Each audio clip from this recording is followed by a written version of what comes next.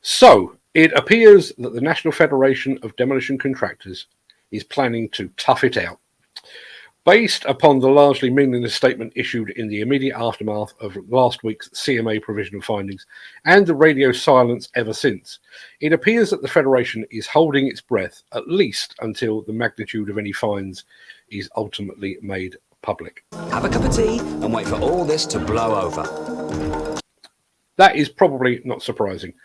For an old boys club formed at the very height of the Blitz when bombs were raining down on the nation's capital, maybe a multi-million-pound bid-rigging scandal, multiple scaffold collapses, a series of high-profile resignations, and a handful of site fatalities are seen as mere bumps in the road.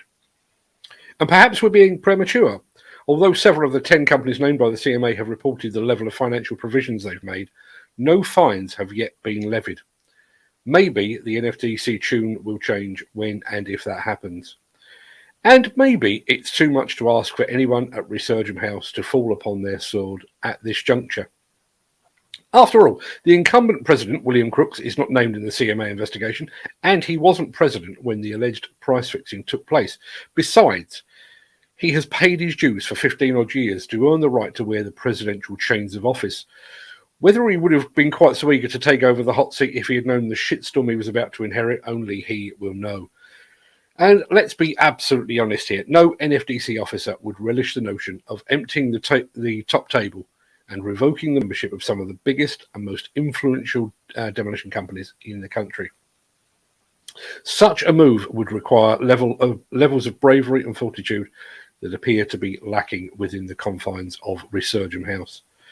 But if the NFDC is to actually address the very serious matters at hand, something needs to give.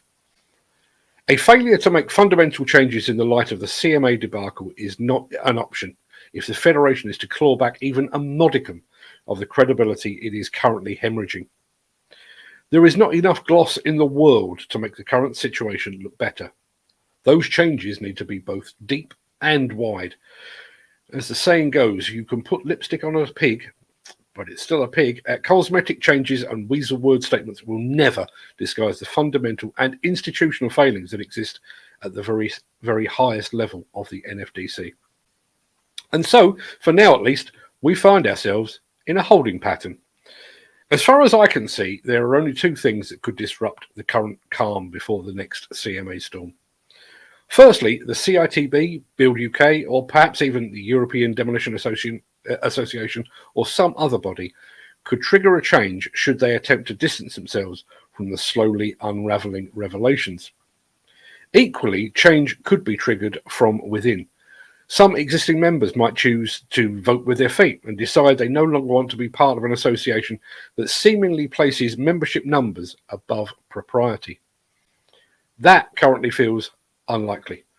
Companies that have been Federation members for years or decades or even generations will be unwilling to jump ship, particularly when there is currently no viable alternative. They may just prefer to endure the current heat rather than find themselves out in the cold. Or, to put it another way, they might just wish to be on the inside of the tent pissing out rather than outside pissing in.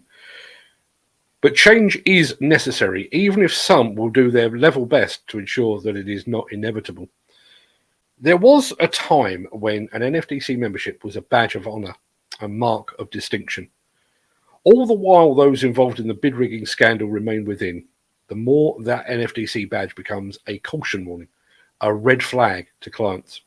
That is entirely unfair to all those companies that have fought long and hard to become part of a federation and who have done so fairly and squarely.